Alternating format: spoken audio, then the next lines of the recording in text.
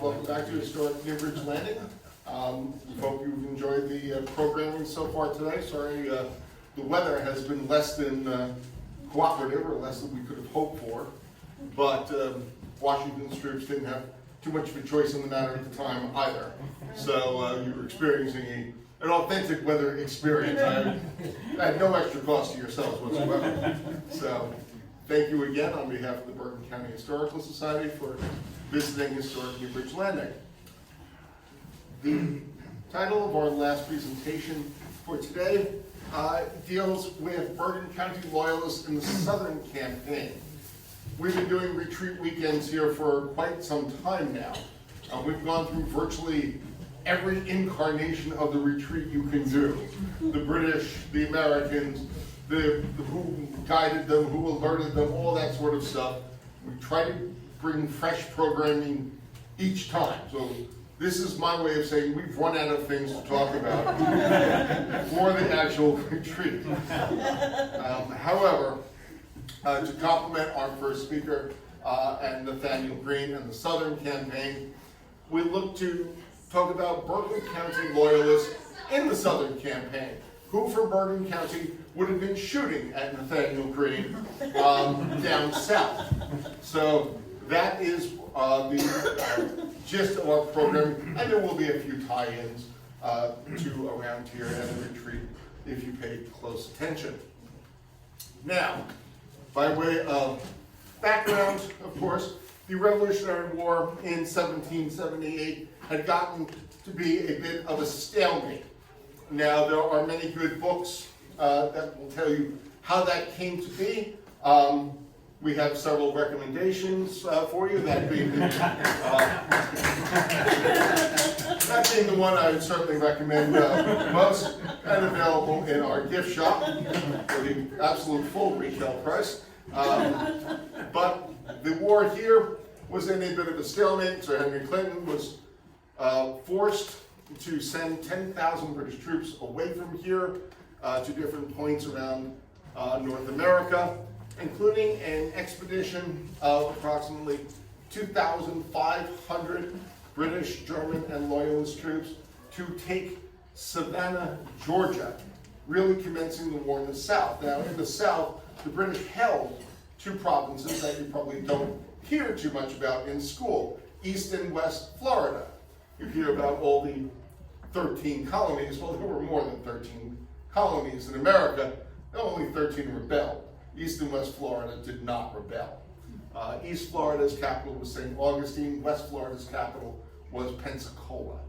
And West Florida included Mississippi, Alabama, and parts of Louisiana and Arkansas today.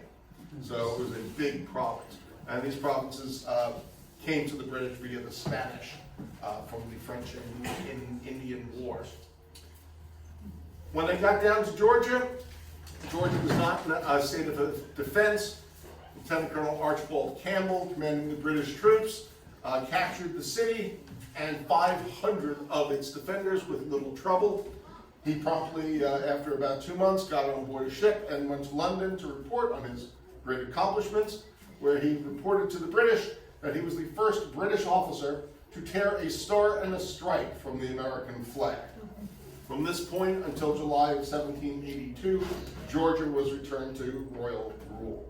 The royal governor was reinstated, members of the assembly were elected, and it had a British government for the next 3 years. Give you an idea of the South, if you've never been there.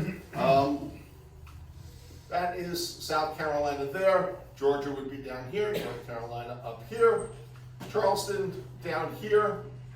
The areas we're talking about are mostly in the areas of Charleston, all the way up to here, the area of Kings Mountain, 96 over here, the high hills of Santee, as they were referred to, over here.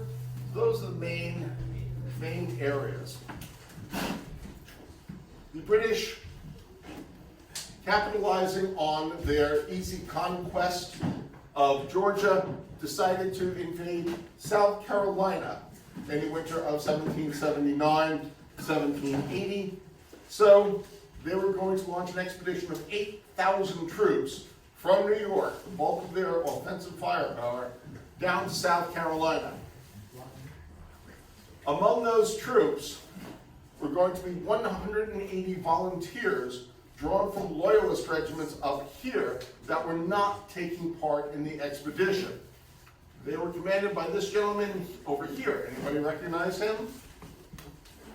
That is Captain Patrick Ferguson of the Light Infantry Company of the 70th Regiment of Foot.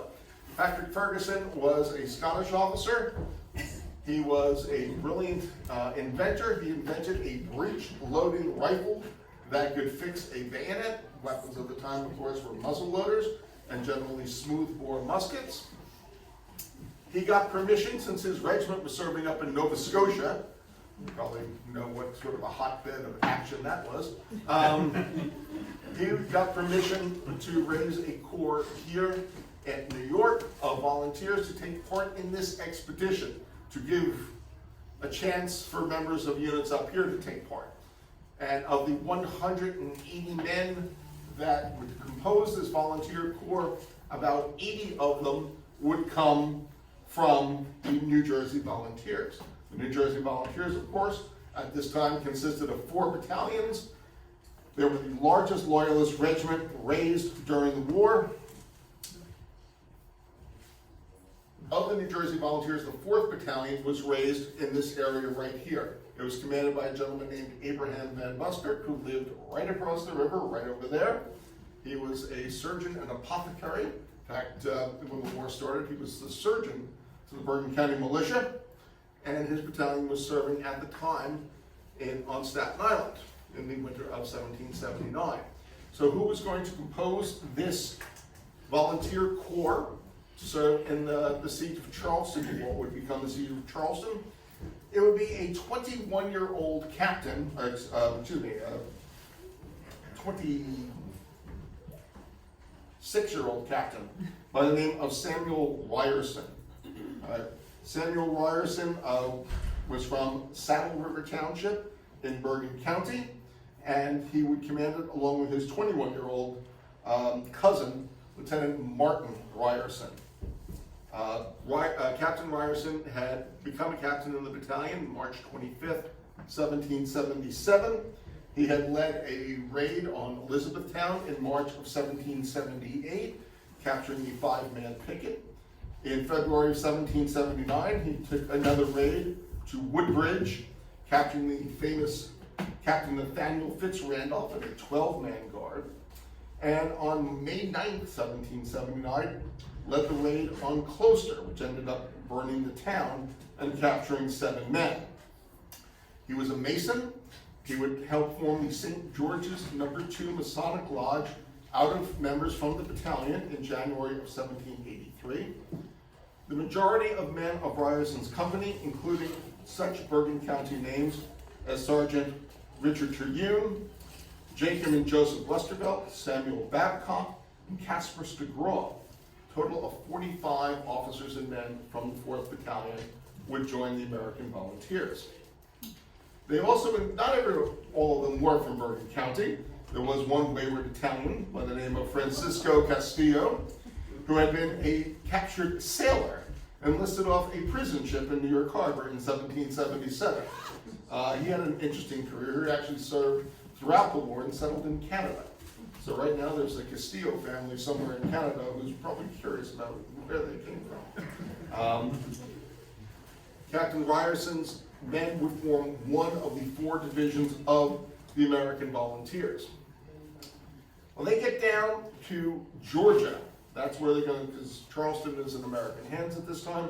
So they disembark in Savannah on February 6th and suffer their first casualty the very next day, as related by Captain Ryerson. Writing that Lieutenant Ryerson died the 7th of February in Savannah, the day after we landed, after 32 days' sickness of a nervous complaint, and I believe occasioned in a great measure by seasickness. So not an auspicious way to start your military adventures in the South, losing your second in command to seasickness. The American Volunteers would form a brigade of about 1,500 troops under General John Patterson, and it would start their march to Savannah to join the rest of the British around there on March 5th. After that, they crossed into South Carolina 6 days later. They had several skirmishes during the march, including a friendly fire incident at McPherson's plantation near Tilly Finney Bridge with the British Legion, in which Captain Ferguson was bayoneted in the arm and 3 soldiers were killed. That's poignant because the room you're sitting in was also the scene of something very similar with the British Guards in May of 1780, when they thought there was an American guard in here. They came in from 2 doors and in the dark mistook each other for the enemy and started bayoneting each other. Well, that's exactly what happened here. So it happens, and there's nothing really friendly about it. The American volunteers and the rest of that brigade joined the siege on March 28th at Ashley's Ferry, but didn't see much action until, and we're going to quote here from one of the best correspondents we have, a gentleman by the name of Anthony Allaire, who's an ensign of the Loyal American Regiment serving under Ferguson and the American Volunteers. He was from Westchester. So he notes in his journal, Thursday, April 13th, got in motion at 7 o'clock in the morning. Keep in mind these distances that you're going to hear. Marched through a small village called Dorchester. It contains about 40 houses and a church. Continued our march to Middleton's plantation at Goose Creek, about 15 miles from Bacon's Bridge and 10 from Dorchester. Here we met the Legion in one company at 1 o'clock in the afternoon and halted till 10 at night.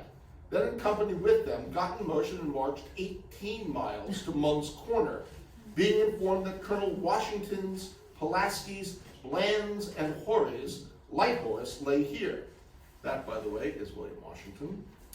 We arrived just as day began to appear on Friday morning and found the above enemy here, in number about 400, including some militia that arrived the day before, commanded by General Huger. Luckily for them, they were under marching orders, which made them more alert when the alarm was given than usual, which alone prevented their being all completely taken by surprise. They made off with great expedition. We pursued, overtook, and killed Pulaski's Major Venier, wounded a French Lieutenant Bollet, and 1 other officer. About 60 privates were taken, 15 or 20 of whom were wounded. We had but 1 man wounded, and he slightly. We took 30 wagons with 4 horses in each. A number of very fine horses that belonged to their troops were likewise taken and converted to British light horses. Colonel Washington and all their officers made but a narrow escape. Their baggage, letters, and some of their commissions were taken. That Lieutenant Boulier that I mentioned of Pulaski's Legion, the Frenchman who was wounded and taken, he had been wounded the year before as well, outside of Charleston, from a loyalist officer of the Georgia Light Dragoons. He got 7 wounds from a saber. He got 2 more wounds from a saber in this action, 5 of which were in his face. He did not have a good experience. Now, there were other Bergen County Loyalists present during the siege as well.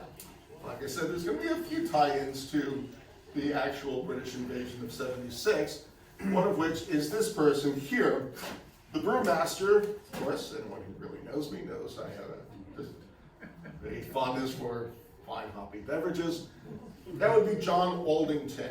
Aldington was a loyalist who lived in what is today Fort Lee, and he opened a brewery in 1776 that was immediately confiscated by the Continental Army at Fort Lee and turned into a storehouse. Not enjoying that experience, he was one of the 3 guides that led Lord Cornwallis and the 5,000 troops up the Palisades to capture Fort Lee. So there's your nice little tie into the British invasion. We do try. At that point, John Aldington became a captain and later major commander of a Loyalist corps called the Guides and Pioneers. And the bulk of the Guides and Pioneers, including Captain Aldington, were a part of the siege of Charleston. Charleston, of course, fell on May 12, 1780. It was the greatest American loss of the war, with over 6,000 troops and sailors captured by the British. Charleston, of course, was the largest city in the South. Another person there during the siege, a Newbridge local, was our friend Robert Timpany. That's actually his tombstone on the left. And Timpany is one of my favorite figures from the war. He was born on Christmas Day, 1742, in Newtownards County, Down, Ireland. Young Robert received his education at the University of Glasgow. He immigrated to Philadelphia in 1760 and later came to Newbridge, where he became a teacher. He opened a schoolhouse that would be very near to here, probably close to where Total Wine is. Though, of course, Total Wine was not there in 1776. Unfortunately for him, the battalion was consolidated in 1778, and he was put on half pay and semi-retired. So he was no longer going to serve with the battalion because the battalion had too many officers. So he ended up not doing a lot. When the expedition left for Charleston, he had an opportunity to go, and he went. Writing from James Island, South Carolina on March 5th, Timpany wrote, quote, "I embrace this opportunity to acquaint you of my arrival at this place. After a passage of 9 weeks, I am at present nothing more than a volunteer. My old friend, Colonel Innes, recommended my coming, and my anxious desire to once more be on service prompted me also." Well, he did well during the siege, doing what we don't exactly know, but he took notice of Captain Ferguson, or probably more, Captain Ferguson took notice of him, and liked what he saw. So Sir Henry Clinton, the British Commander-in-Chief, on May 22nd, appointed Ferguson Inspector General and Colonel of the South Carolina Militia. All right, the militia, of course, are these citizen soldiers, the folks who stay at home until needed, then turn out for service. Both sides had militia. Now, of course, the regulars in the Continental Army and the New Jersey Volunteers then were not militia, they were regular soldiers. But the militia are something completely different. Sir Henry Clinton makes Robert Timpany second in command to Patrick Ferguson of the South Carolina Militia. Thousands of South Carolinians were going to join this militia and be organized along county lines. Now, Ferguson was supposed to go back to New York with the American Volunteers. Those guys had only volunteered to serve down in South Carolina to take the city. Then they were supposed to go back to New York and rejoin their regiments. They came from 8 different regiments. Well, Ferguson solicited Sir Henry Clinton to keep them down there and act as special forces. Now, they weren't acting like commandos, the weaponry precluded that sort of thing, but much like special forces today, they're force multipliers. They train the militia. All right, one well-trained sergeant, say, like Sergeant Helge here in the crowd, could train, say, 100 militiamen to fight, to march, to load quickly, to charge bayonets, all that sort of thing that a soldier would need to do. So Ferguson's force would act like that. And they would go through South Carolina and into North Carolina to do just that. So Timpany is along for the ride. He's not a part of the American Volunteers, but he's working with Ferguson. Now Timpany is not going to stay with the American Volunteers, so he's going to miss the fun we're going to talk about later. He wanders off. His last battle in the South is in 1781, fighting against Nathaniel Greene at Hobkirk's Hill on April 25th, 1781, a British victory. Timpany was wounded at least several times in the South, as many as 11 times during the war. He was going to go to New York to recuperate his health. The French had other ideas. A French frigate intercepted his ship and made him a prisoner. He was exchanged in 1782. During his time back in New York, not doing much, he turned to drinking and to gambling. Became very much in debt to a whole lot of folks, so much so that he had his pay docked to start to repay his creditors. So quite a sad end to the war for a very promising officer. Now, just across the Passaic River, Quackenham, our friends in the Passaic, there's another little Bergen County connection here of sorts. because after the British left here at Newbridge in 76, they followed Washington's army, which had to get to Aquakanonk. And there was a Essex County militiaman by the name of Ezekiel Billington, a good rebel militiaman to impede the way of the British. He helped dismantle and burn the bridge across the Passaic at Aquakanonk, and was there across the river, poking fun at the British. Ha, you can't follow us. Anybody recognize this guy on the right here? That, in 1776, would have been a merchant and an Essex County militia captain by the name of Robert Drummond. The fact that he's wearing red will tell you that he changed sides. Robert Drummond lived on the Passaic about a half-mile north of where the bridge was. He immediately joined the British and said, I've got 2 fords on my property. And we're not talking about, T-birds or something. We're talking about ways to get across the river. So British cavalry simply followed him, crossed the river at the fords, and came behind Ezekiel Billington and friends and captured and killed a whole bunch of them. Ezekiel Billington was one of those captured and decided he didn't like being captured and immediately joined Robert Drummond in forming the 3rd Battalion, New Jersey Volunteers. They sailed south under Campbell and helped capture Savannah in 1778, helped defend Savannah in 1779, etc., etc. They would go on to garrison the 96th area, the 96th district in South Carolina.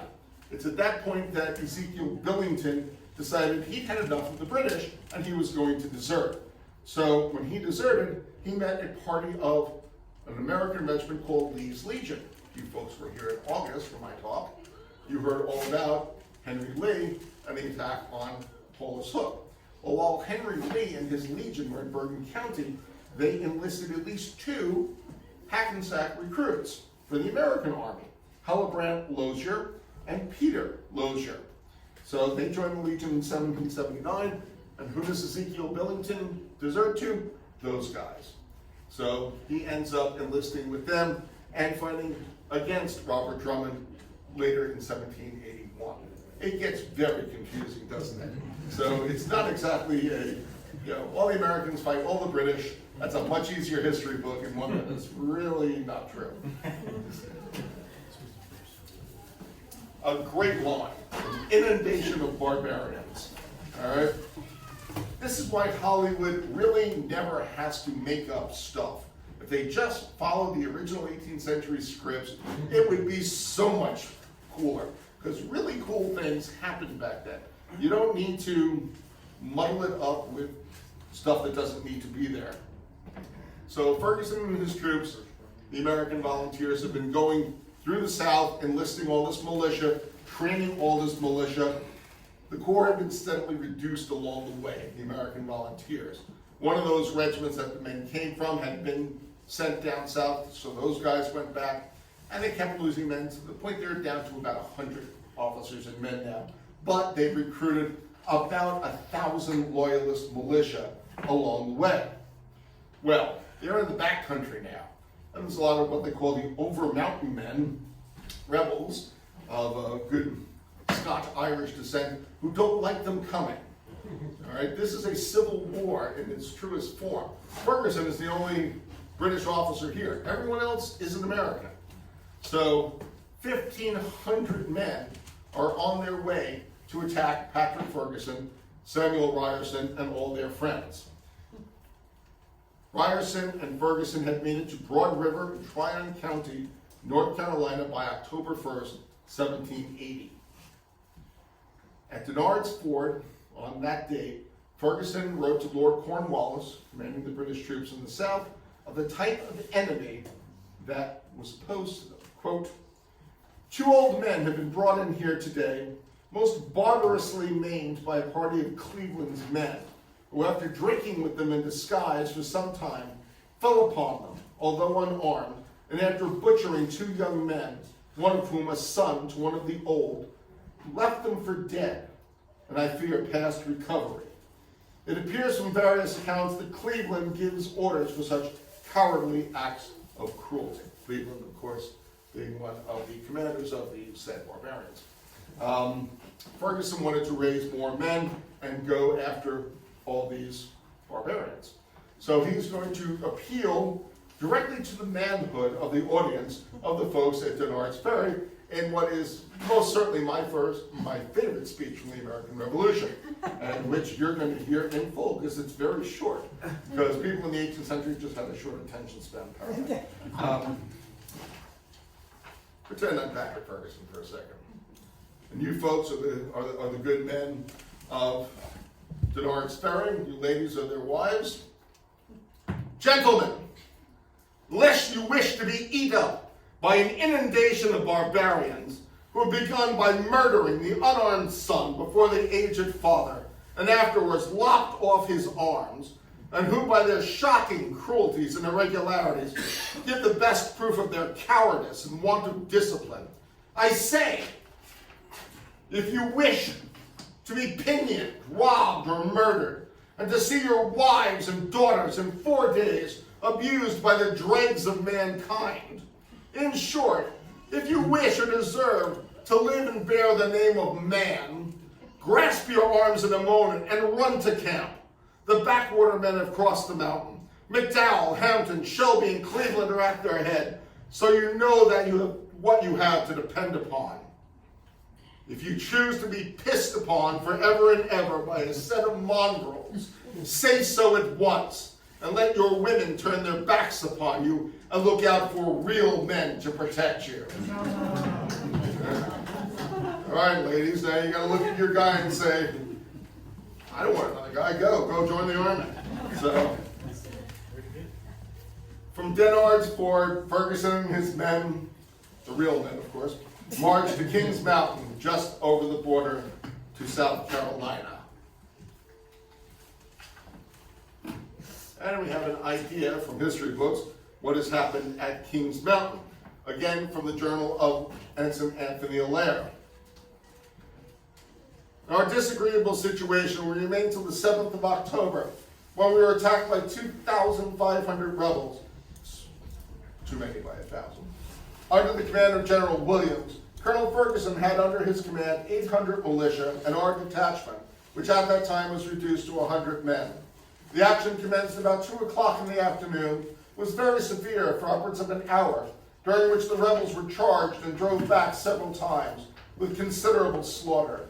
When our detachment charged for the first time, it fell to my lot to put a rebel captain to death, which I did most effectually with one blow of my sword.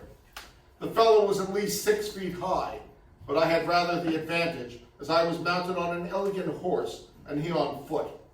By their numbers, enabled them to surround us in the North Carolina regiment, which consisted of about 300 men.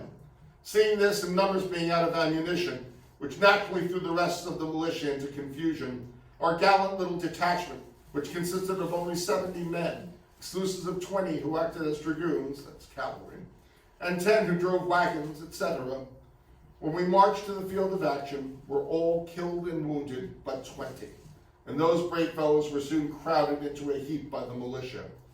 Captain de Peyster, on whom the command devolved, seeing it impossible to form 6 men together, thought it necessary to surrender to save the lives of the brave men who were left. We lost in this action Captain Ferguson of the 71st Regiment, a man strongly attached to his king and country, well informed in the art of war, brave, humane, and an agreeable companion. In short, he was universally esteemed in the army, and had every reason to regret his unhappy fate.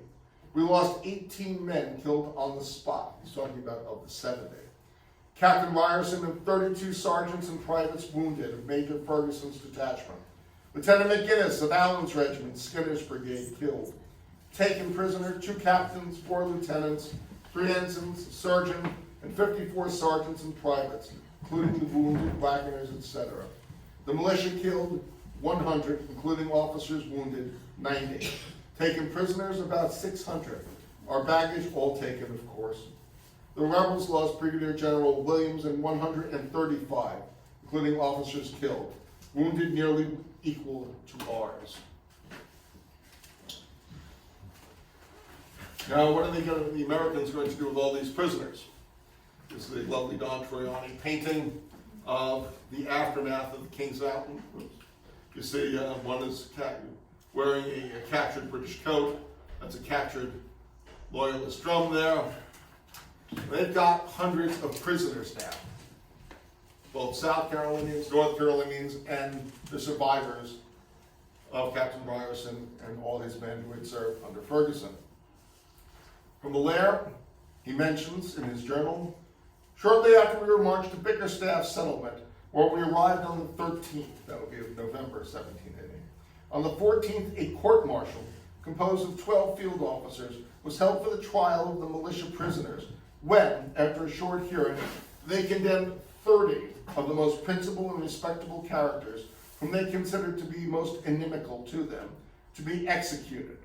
And at 6 o'clock in the evening of the same day, executed Colonel Mills, Captain Chitwood, Captain Wilson, and 6 privates, obliging every one of their officers to attend at the death of those brave but unfortunate Loyalists, who all, with their last breath and blood, held the rebels in their cause as infamous and base, and as they were turning off, extolled their king and the British government.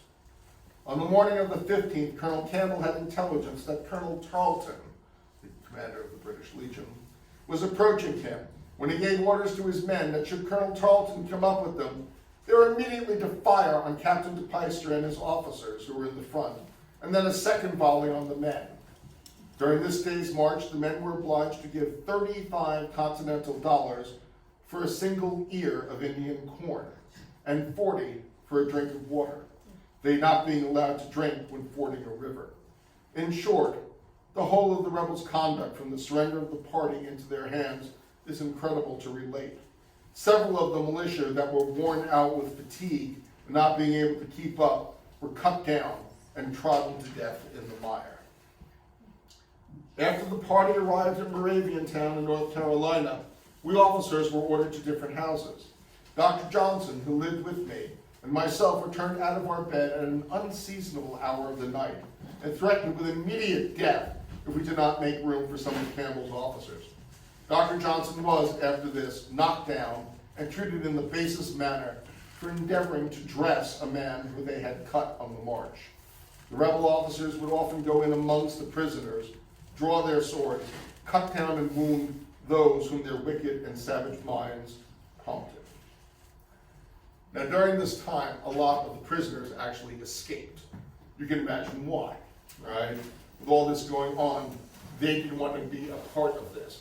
One of the Continental officers that was in Moraviantown, a member of Baylor's Dragoons actually, pitied the Loyalists, says, you're in amongst bad people. Sorry. So Allaire actually escaped with 2 New Jersey Volunteers officers at this time. So his journal then goes on about his escape and eventually getting to Charleston. The surgeon mentioned was Zal Johnson, a 20-something from Newark, a New Jersey Volunteer surgeon. He stays. He eventually ends up on parole in North Carolina, where the inhabitants there request that he inoculate them for smallpox when he is arrested for doing just that by some of the people who don't like inoculation. So he eventually gets back to Charleston. Ryerson is going to be paroled and sent to Charleston. He's going to be exchanged by June of 1781, but before then, he is going to return north. His battalion is still here on Staten Island. That, by the way, if you want to put a name with a face with a name, that's Anthony Allaire. There are no portraits of Ryerson or any of the other Bergen County folk on there, but that's, to give you an idea, he's about 21. All right, and promoted to lieutenant by the end of the war.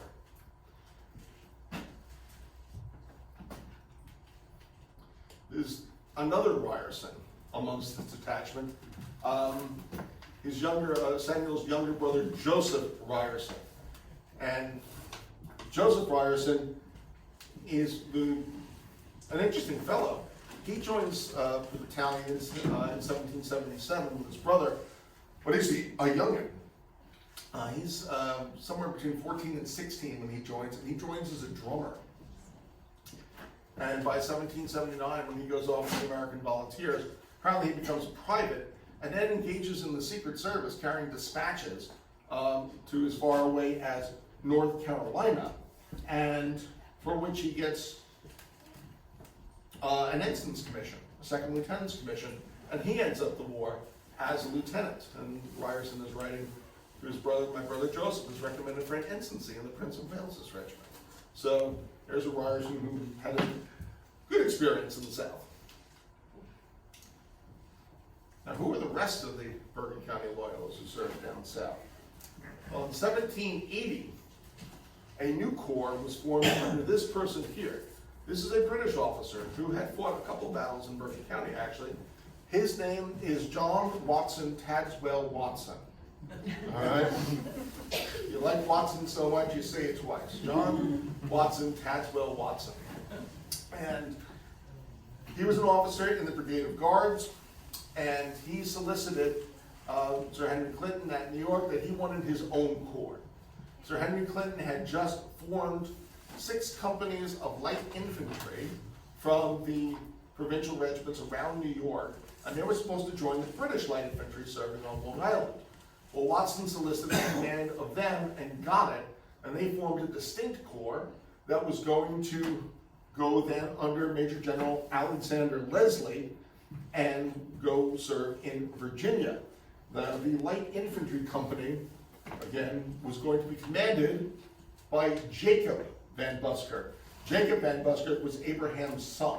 He was a captain in the battalion. It would be commanded by him, Lieutenant John Van Norden, and Ensign Richard Cooper. It included representatives from many Bergen County families, including Zabriskie, Christie, Wanamaker, Westervelt, and Ackerman, names that are well known to anybody here in Bergen County. When the regiment goes to Virginia, it's part of an expedition under Major General Leslie of a little over 2,000 British Loyalist and German troops.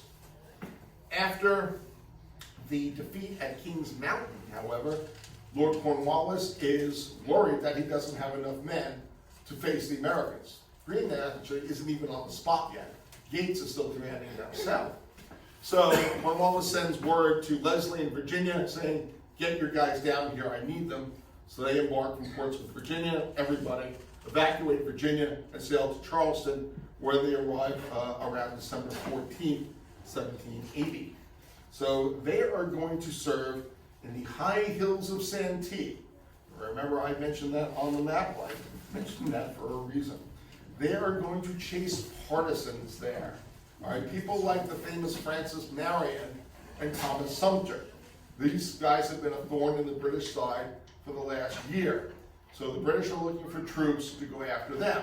Light infantry, as the name implies, are troops lightly equipped, can move quickly, perfect troops to go looking for partisans. There's what British light infantry, what perhaps the provincial light infantry looked like. You know, they don't wear hats like this, they wear caps, short coats, powder horns. Excellent for the high hills of Santee. And this is where they have probably their best moment of the war. On February 27th, 1781, a part of the 4th NJV's Light Company under Ensign Cooper engaged all of Thomas Sumter's force for an hour, as described by their commander, Lieutenant Colonel Watson. Returning one day from a foraging party, one of the wagons, which was bringing to mill to grind the corn, broke down, as it was not above 1.5 miles from home, and left an ensign, whose name was Cooper, with 20 men, to repair and bring it on. Our men were but just in and begun to dress their dinners, when we heard a sentinel firing towards the line in which he had been left. Every man was instantly in arms.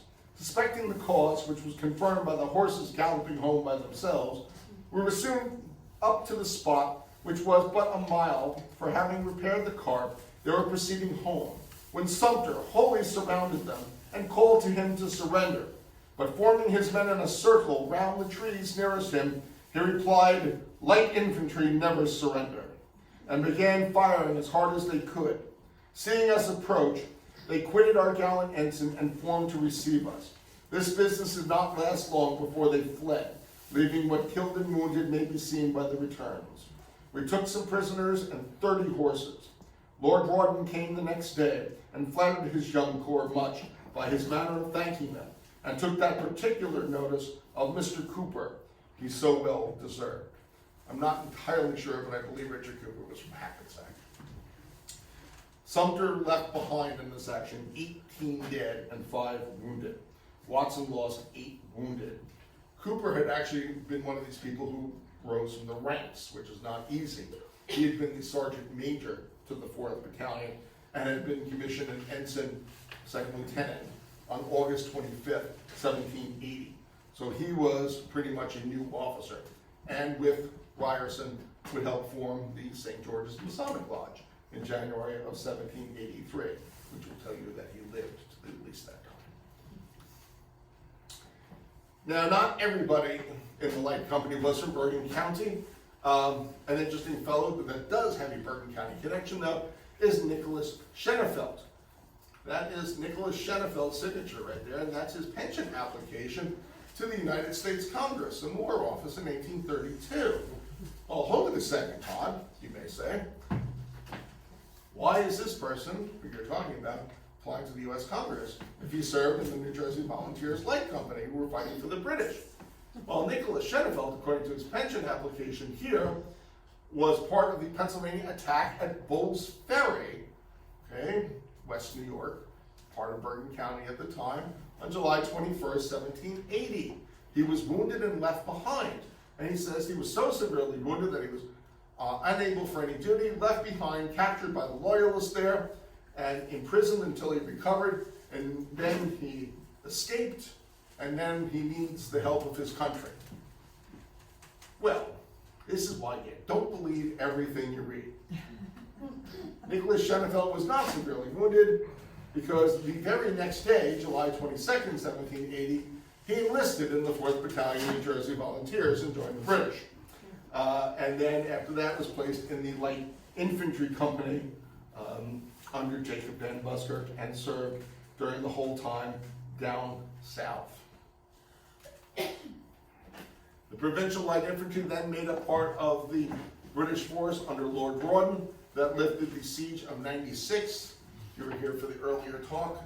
Nathaniel Greene had laid siege to the 96th district, in which the 3rd Battalion New Jersey Volunteers was in garrison. Of course, Greene had attacked 96 June 21st, 1781, and had been bloodily repulsed by its commander, Lieutenant Colonel Kruger of Long Island, and the troops under his command. Rawdon's force with the Provincial Light Infantry got there too late to be of any service. Rawdon decided, Rawdon was then commanding in South Carolina, that 96 could not be held. In fact, he had actually sent orders to 96 to evacuate, which never got through because Greene had already surrounded it. So they removed all the Loyalists from 96 and marched on to Orangeburg, and from Orangeburg to the environs of Charleston to encamp the army in the area of what's known as Eutaw Springs.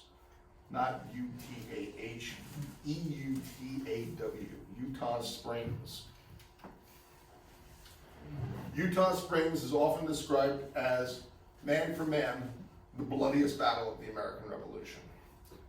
And that's not only by modern historians, it's by the survivors there.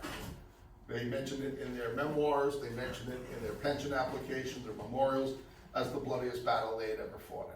And these were guys who had fought in many bloody battles.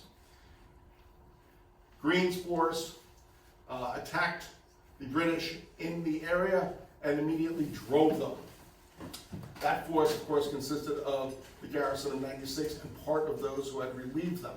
Now, Van Buskirk and the Provincial Light Infantry were out with hundreds of others foraging.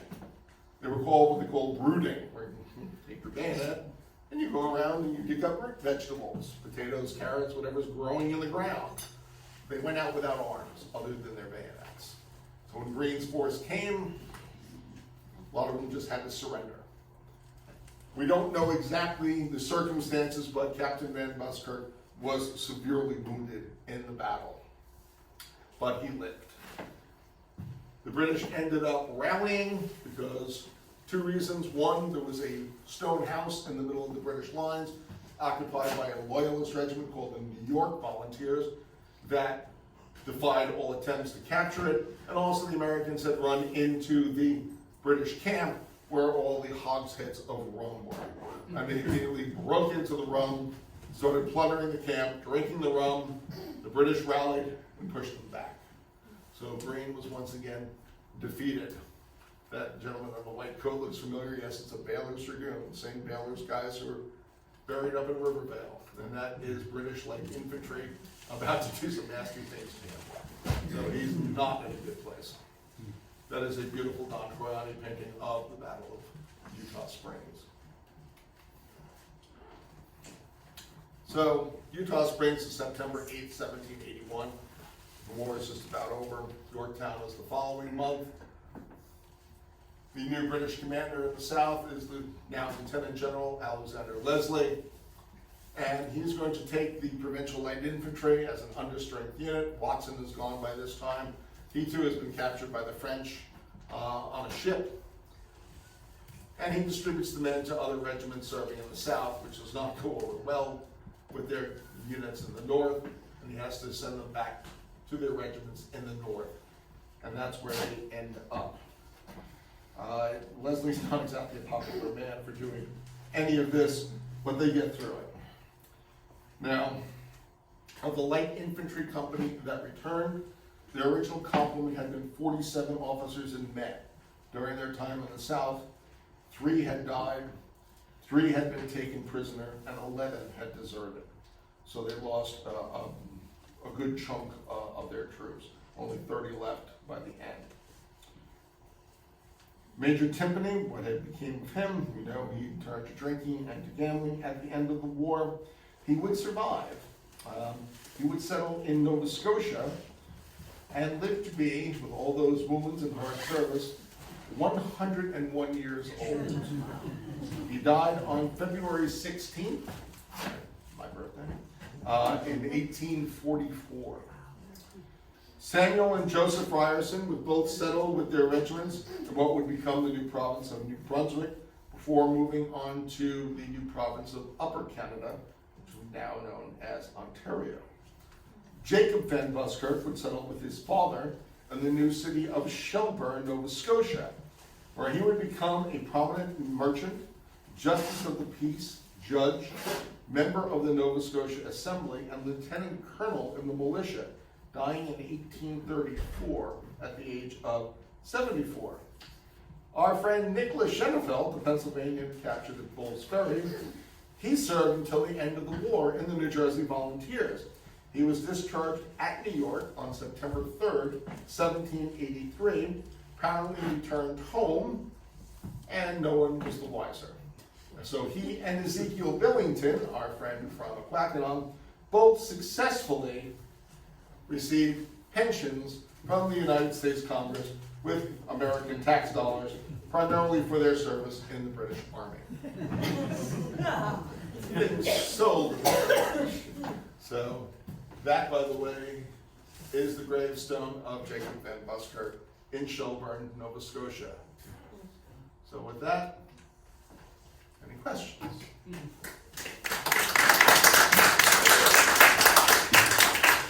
Yes. Aquacanon. Where is that? The same.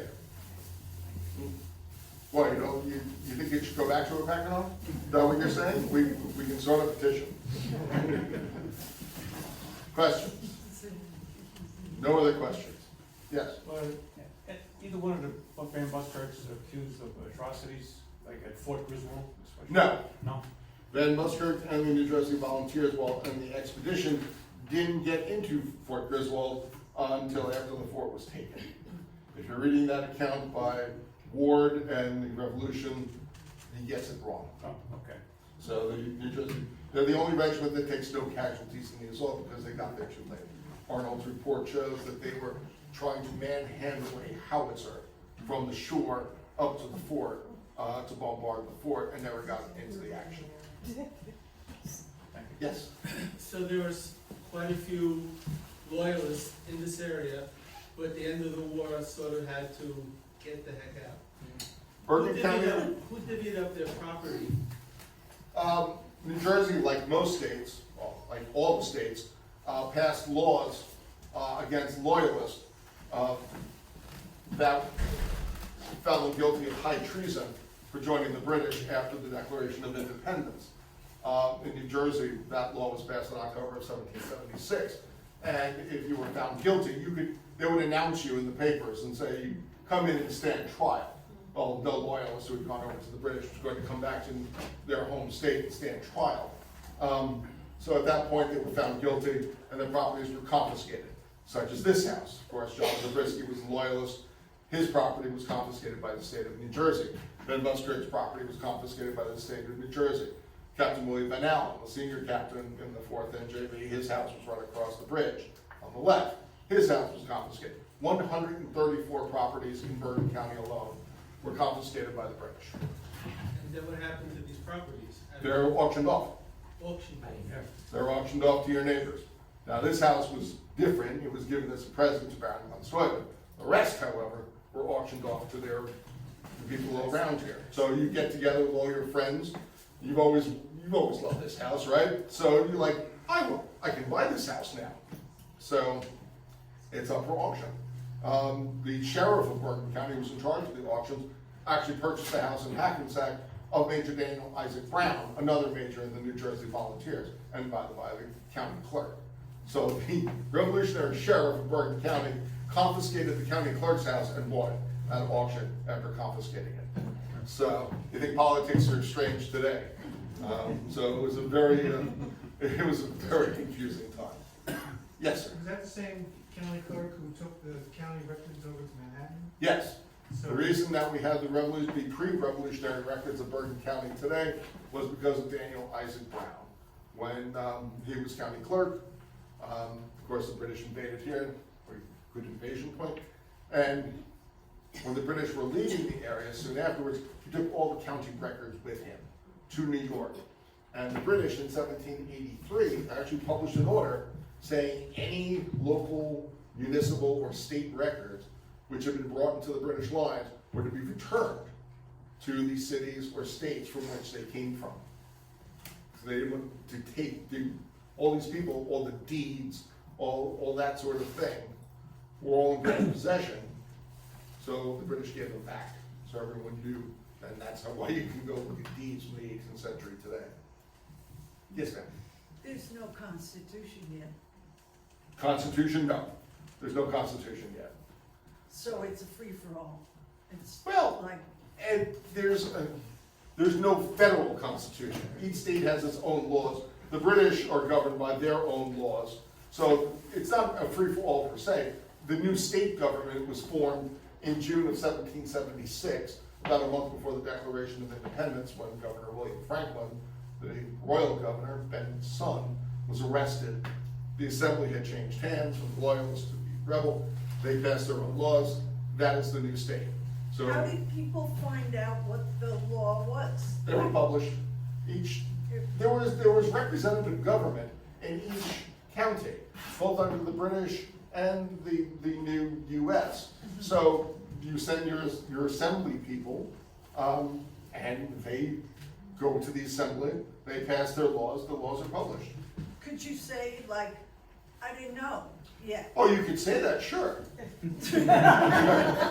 can say whatever you want. You go into a court of law and say, today you didn't know. Give you the shot? Yeah, I hit the guy next to me, and you can if you wish.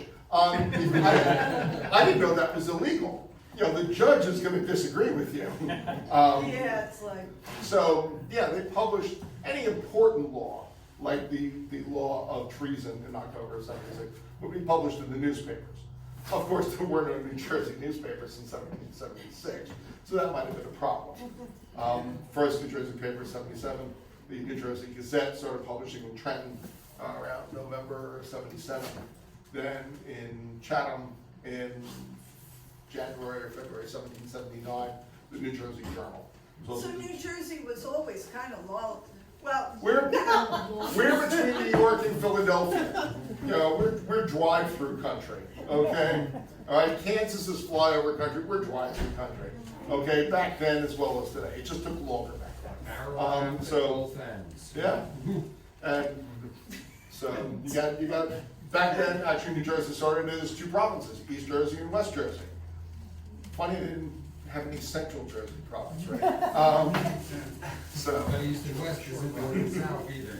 So that's why you'll sometimes see New Jersey referred to as the Jerseys, because it was two provinces at one time. That had gone away long before the American Revolution, but they still referred to it as the Jerseys.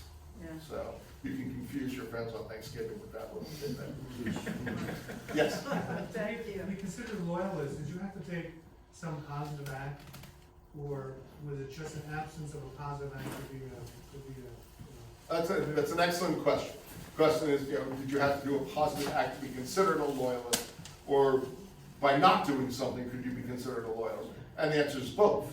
One person was arrested here at Newbridge for saying in early 1777, it was a pity the British didn't have a skirmish in the late, a cannon in a late skirmish.